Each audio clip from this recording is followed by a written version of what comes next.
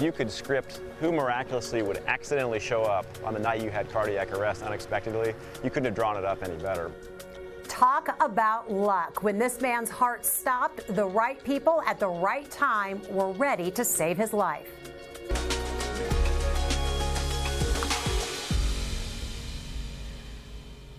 Good morning, everyone. I'm Jessica Lovell, and welcome to the Morning Medical Update. If you go into cardiac arrest outside a hospital, the odds are actually against you. 9 out of 10 people don't make it, according to the American Heart Association. And that's just part of what makes John Cook's story so remarkable. Here's Alexis Del Cid. Right over here is where it happened. It will never be lost on John Cook how lucky he was that evening he collapsed on this very spot along Mission Road in Fairway, Kansas. The last thing I remember is going down to one knee, grabbing onto a political sign right over there. I don't know who the politician was. It was after 7 p.m. and John, whose whole family was out of town, had decided to go for an evening jog instead of hitting the treadmill at home. A decision doctors now say was the difference between life and death. He's one lucky guy for sure. Right when I woke up, I could hear the ambulance sirens coming, and then it's that weird moment where he goes, I think those are for me. When he came to on the sidewalk, he was so confused, looking up at 10 faces circled above him. I thought I was in a movie, and I realized I'm in the middle of this movie, that I have no idea what my role is in this movie. Then I figure out, I think I'm the subject of this movie. Then one of them spoke. Her first comment to me was, you and I have been making out for 2.5 minutes. So. She was one of 2 bystanders who'd been doing CPR. John sat up and saw a man beside her, but weirdly, he was in scrubs. I didn't know if that was a dream that he was in doctor stuff or that he actually was a doctor. He was the real deal, the University of Kansas Health System cardiac fellow, Dr. Prakash Acharya. I actually had my scrubs on, and in the cath lab we have this head cover. I don't think I had taken off the head cover. It turns out Dr. Acharya saw John collapse while he was driving down the road that he seldom traveled at that time of day. My brother-in-law came in from San Diego. I thought I'll go home, I'll have dinner with him, and I'll come back and do my paperwork. The cardiologist then joined 2 women who also happened to be nearby, who also happened to be skilled in CPR, and then more people pulled over. 2 of them were not your average Good Samaritans. It didn't take me long to figure out how lucky I was. They were cardiac anesthesiologists, also with the University of Kansas Health System. We know that from the data that if you have a cardiac arrest outside the hospital, the outcomes are very poor. But not under circumstances like these, surrounded by heart specialists and people trained in CPR. If you could script who miraculously would accidentally show up on the night you had cardiac arrest unexpectedly, you couldn't have drawn it up any better. Are you ever going to deviate from the sun? No, this is where I'll jog for the rest of my life.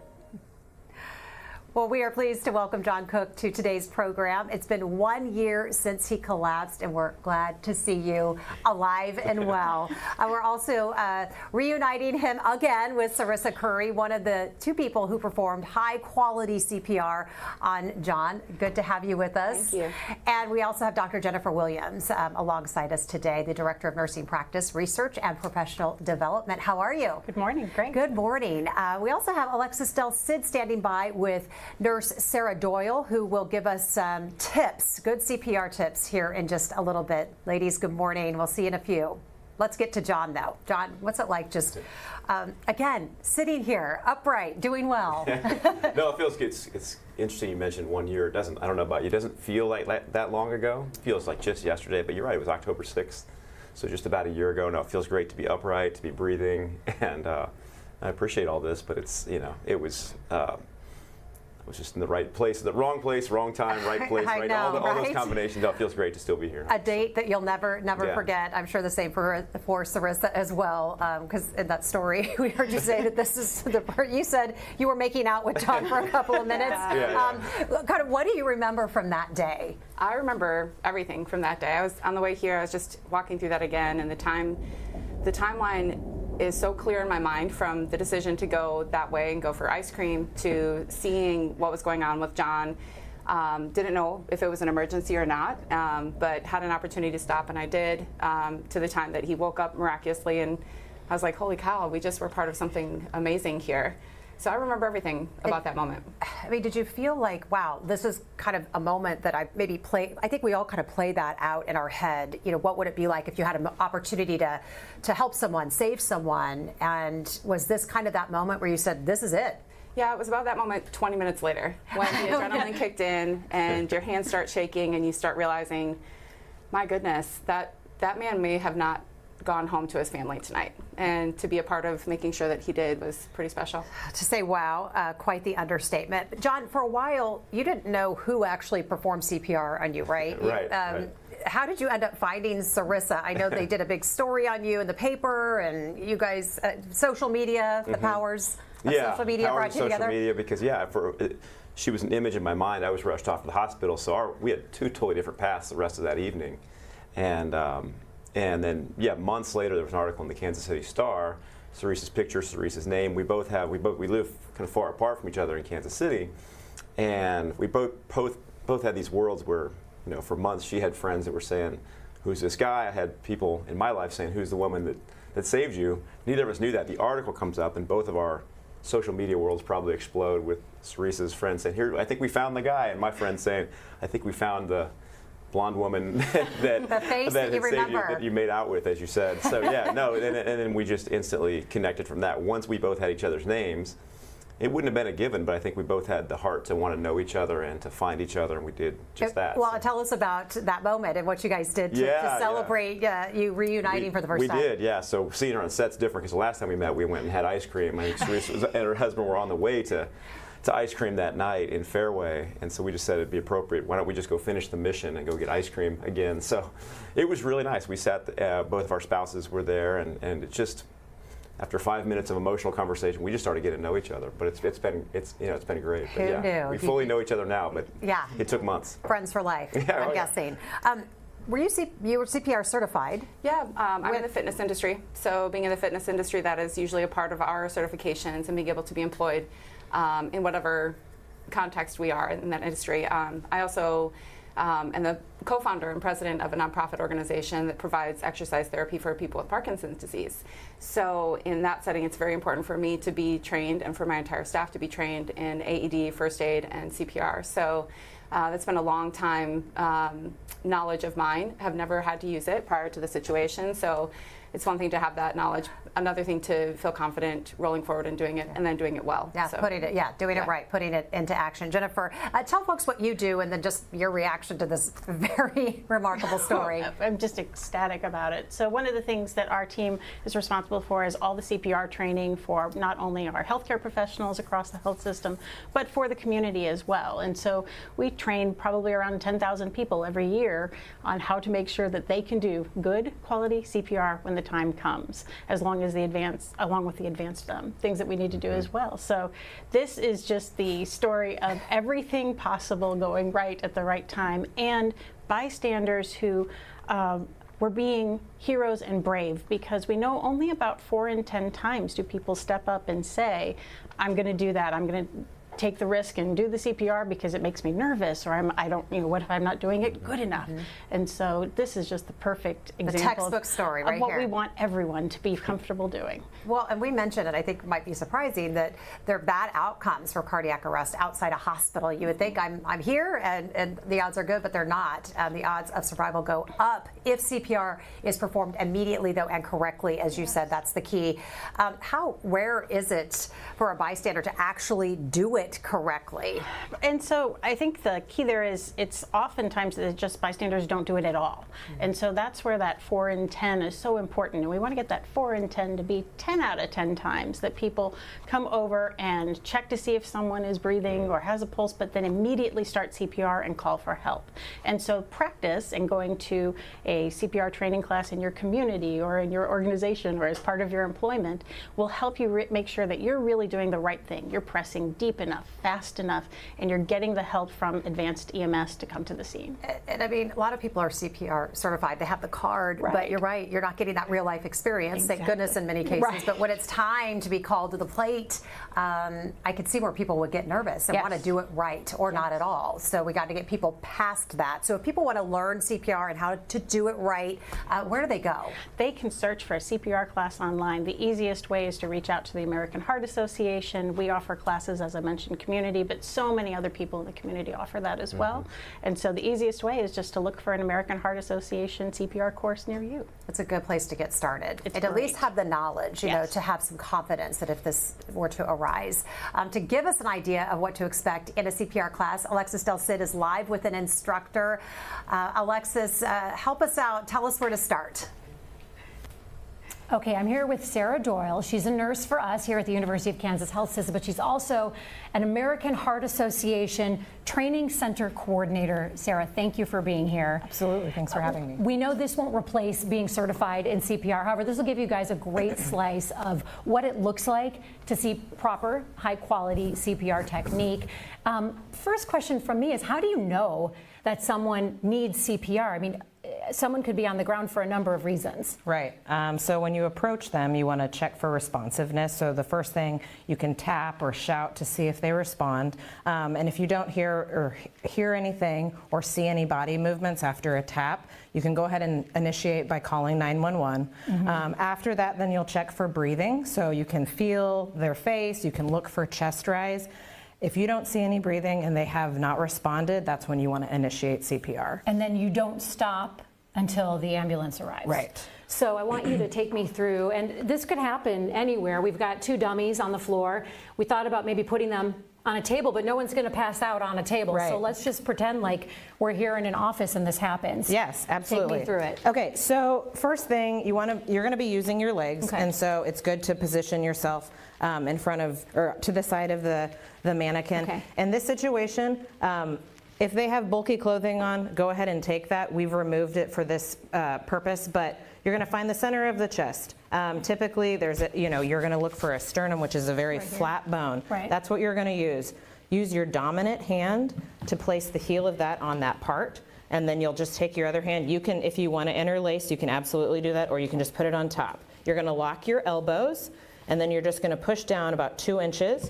And will you hear cracking? You'll hear cracking. So don't be scared if you hear ribs cracking. Nope, that's a very normal Okay. sign. And then so the last piece, you're going to push hard and you're going to push fast. So 100 to 120 beats a minute. Is it the staying alive thing true? Yes, it is. Okay, Do you so- want me to do it? Yes, please. Okay, so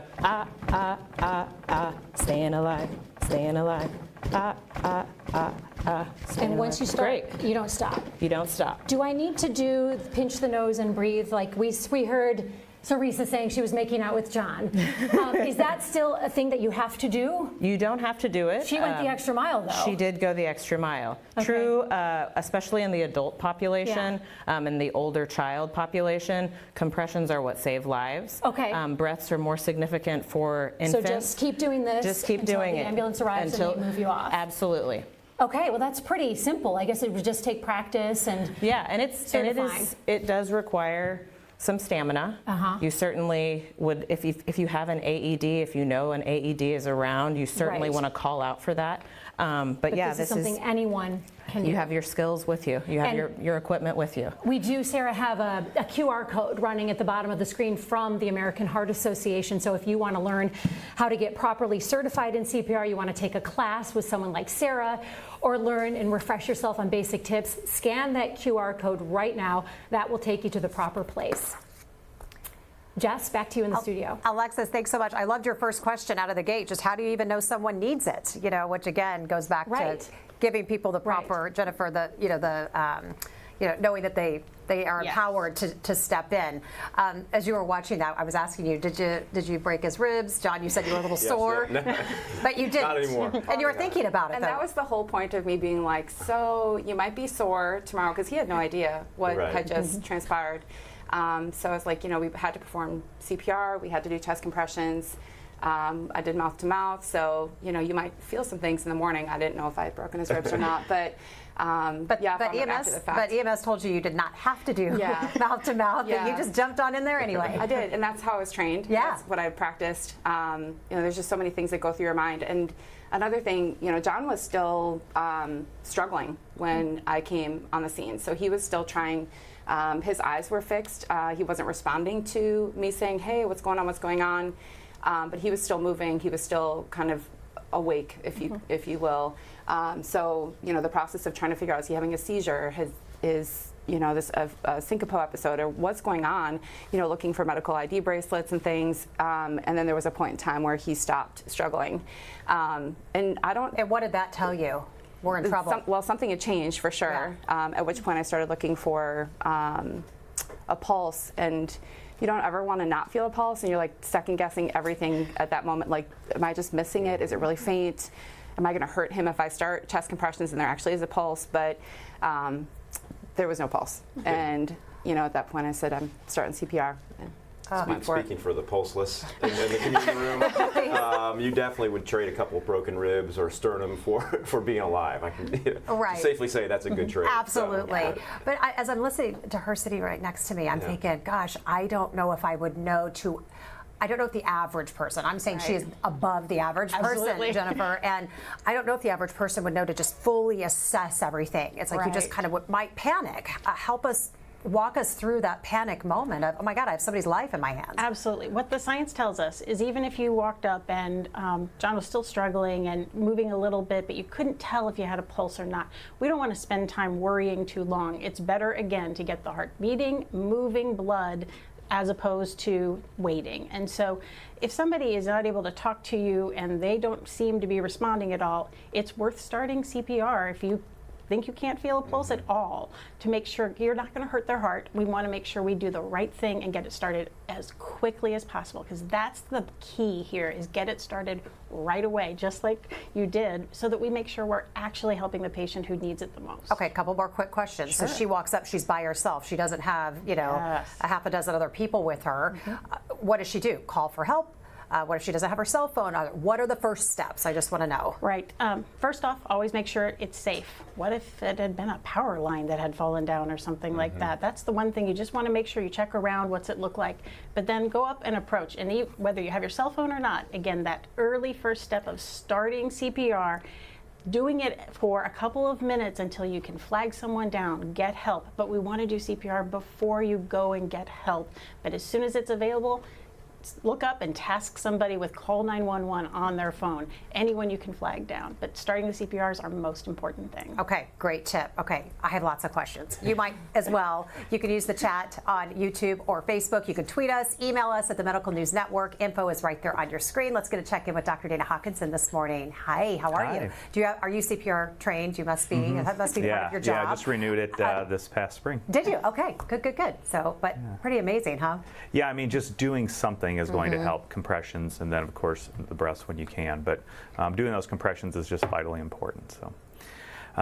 So yeah, right now, again, in the hospital, turning to COVID, we have 20 active infections. It has gone up slightly the past couple weeks. Hopefully we'll start to see a plateau rather than a continued increase. But overall, I think it's definitely not where it has been in the past, and if we can just slow that progression of new cases, that will be good as well. All right, and more good news starting this week. Anyone can order free COVID tests from the federal government, and they made it easy for us. Go to covidtest.gov, and you can get 4 tests shipped right to your home. And if you still have tests sitting around, they might not be expired. Is that correct? Are they safe to use? Yeah, they have extended expiration, or they have extended the use of some expired tests, and so extended those expiration dates as well. So be sure to check those out, because again, if you are sick, especially if you're high risk, test early so that you can get on Paxlovid. But if you are sick, please don't go to work. Please don't send your children to school. I understand there are issues with that, and it's not always that simple. But to keep other people safe, it is vitally important to test if you are starting to have symptoms. And right now, what we believe from talking with KDHE is that most of the viral illnesses that are going around really is SARS-CoV-2, is COVID-19, and a very small amount of those other cough and cold viruses. So vitally important to check. All right, Doc Hawk, good stuff this morning. Do we have any reporters on the line with us? Let's get to some of our community questions today. And Sean wants to know, would you always use an AED if one is available? Do you use CPR after an AED? Tell us what the process is there. So you're going to start with CPR, and then while you're doing CPR, if you have another person there, they can be getting the AED set up. You can pause for just briefly to get those patches on the person. turn it on, and then you'll follow the prompts. And the prompts will tell you either keep doing CPR or everyone stand back and go ahead and apply a shock. So yes, you would always want to make sure you attach it, follow the prompts, but if it tells you not to shock, you're going to keep doing CPR, and after a shock, you're most likely going to continue CPR. Terry wants to know, John, did you ever learn why you went into cardiac arrest? What was the story there? Yeah, and there's still a lot of unknowns, but after spending that next week in the hospital, they got to some answers. But in summary, it was a very, kind of freak incident in a way. Nothing that had to do with my long-term heart or condition. I'd had a good physical earlier that year. So I think the exact reason's unknown, but it was a very extreme version of something that was kind of a once in a, that wasn't hereditary or genetic or anything like that. And it was something that I'd been living with for the 3 weeks before and started to have some signs of, and just hadn't been aware of it. So yeah, looking back, leading up to that moment, were you noticing any changes in your body? Little things that in retrospect, or in hindsight, I could see what happened, but they were very minor. Yeah. I'd been jogging the week before, felt a little bit out of breath, but nothing you would go to the hospital for, or at least seemingly would for. It was very normal. It just felt a little bit tired. Didn't feel anywhere near a fatal incident coming. So that was. I also had an Apple Watch that I usually monitor heart. That had not been working for 3 weeks, and so I had a lot of good luck. In the bad luck category, the 3 weeks of the last 8 years of me not wearing a watch was those 3 weeks. Right. Yeah, it's like, man. So, go figure. Yeah. But were you a little sketched out about getting back to jogging again? Yeah, I was. I saw that piece, talked about running that route. I have run that route, just ran it last night. How do you run past that and not think about it every single time? I run past, think about each other, think about all the choices that were made. Yeah. October 6th was the day it happened. I will run that route. I will stand there on that spot, for a moment, just kind of breathe in the air, my own air, and think about and reflect on it. But yeah, I got back to jogging pretty quick. Yeah. Jennifer, can you mentioned it. You said you cannot damage someone's heart. How is that possible? You're just saying get the pressure and do the best you can? Yes. Do exactly that. So you're very unlikely to damage someone's heart, even if you were to break some ribs as you're giving good quality CPR. It's all about getting that pressure in the chest to help squeeze the heart, to help pump the blood around. And so it's very unlikely that you could ever harm somebody's heart, especially if you're following all those steps of getting help from EMS to arrive and help take the patient to the next level of care. So another question was just about if you do it right, I mean, what is the likelihood of it truly being successful and bringing somebody who does not have a pulse back to life? You're the amazing story. Well, we hope we hear more of these stories, though. I don't want him to be the rarity. So we know that right now it's only about 10% of patients will have spontaneous return of their heartbeat, especially as quickly as possible. But what you described to us is one of those situations where it is really important for us to pay attention to our bodies and to listen, and all the great things about how you had a physical and you're aware, but that's where we really want to make sure that if more people stepped in to do CPR, we can probably work on improving the outcomes and moving that 10% to a much better number. Yeah, we'll take the 10%, but yeah, we'd love to see it higher. Another question for you, Sarissa, is have you ever been in a situation close to this? Have you ever had to perform CPR before? I have not had to perform personally, but I have seen it. Again, being in the gym industry, the fitness industry for a long time, we've had people who've had heart attacks. We've had a person who had an infection in their heart that they didn't know about, and they went into cardiac arrest. He was brought back with an AED, and I've seen some unsuccessful cases too, unfortunately. And I think those are really what prompted me to be active in this situation. Is I didn't want his outcome to be that. I didn't know if he had children. I didn't know if all the things that I would want for my family. I wanted that to continue for him, so it was important to me. How often should you do CPR? Take that course to stay current? Typically, especially in the community, you can take a course every 2 years to refresh. One of the things that we found within healthcare is that it works even better if we, about every quarter, every 90 days, we have all of our healthcare providers also do a practice of CPR. And so that's really boosted people's confidence in situations where maybe it is less likely that they would have a patient who would have their heart stop. And so every 2 years, a course, but then if you can throw in refreshers to your practice session to really kind of think about it, never going to be a bad choice. And just kind of back to the bystanders being protected, can somebody be sued for hurting someone or doing it wrong? That's a great question, and I think that is something that people are afraid of. There are Good Samaritan laws, and so if you're doing this voluntarily, you're not expecting anything to come of it other than hopefully great outcome for that person. You are protected in what you do. And I have a funny little quip on that.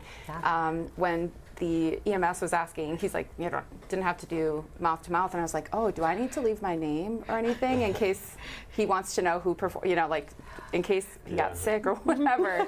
And the guy was like, no, do you want his name? Because if anybody's gonna like be able to do anything about it, it would be you. Like you're fully protected. Right. So, yeah. But it was just like, no, you can walk away from this situation. Your work is done right away.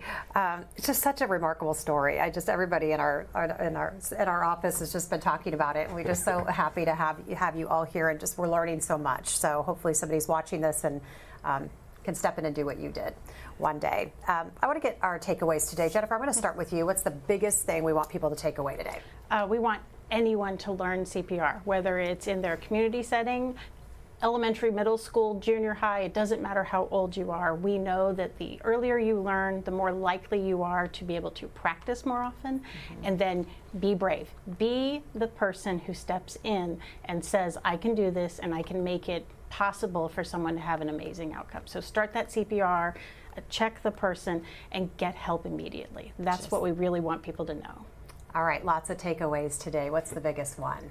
For me, like John is obviously clearly healthy, takes care of himself. You don't know if it's going to be you, and you just hope so much that someone around you is confident and capable of doing that for you or for one of your loved ones or whoever around you needs it. So do it. Be confident. Do it. Thank you for sharing your side of the story. I think somebody could see you and go, I want to be like you. I want to be like her. Be like Sarissa.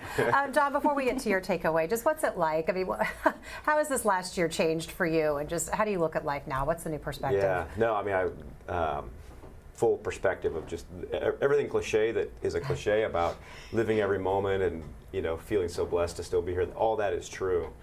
But I guess when I really reflect, my takeaway is, in all the certification classes and the textbooks, you know, it's all there. There's going to be a moment where you need that. To your point about being brave, and to speak uniquely from the 10% person that is luckily still here, the decisions Sarissa made or that others would make, it would be so easy just to go on with your evening, to go on for ice cream that night because you see somebody sort of flailing there, and maybe you think it's just something, maybe you think that person's just resting. But to have the instinct, if you have this much of the instinct that there's something amiss, the difference in her going on for ice cream and her stopping for me that night, obviously that's why I'm still here, why my family still has me. And so, you know, I just think to come up out of the certification classes and books, to know there's going to be a moment where you have to make a choice, and to err on the side of following your instinct and helping somebody. It's the entire reason I'm here. I'm so appreciative that she made that choice that night. I want you two to keep sharing your story. It's really amazing because it's going to change lives and save lives. So thank you all for being here with us today. Starting next week, you can see special editions of the Morning Medical Update on television. We are rolling out a 4-part series dedicated to advancements in cancer care. Today, patients who had absolutely no chance at 5-10 years ago of being cured are being cured. Tune in Tuesdays for Cancer, Choices, Hope, and Science.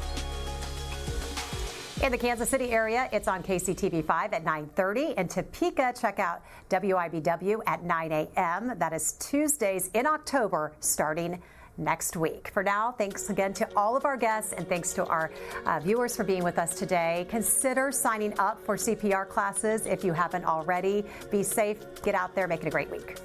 Sometimes the best medicine is hitting the gym, but not all workouts are created equal.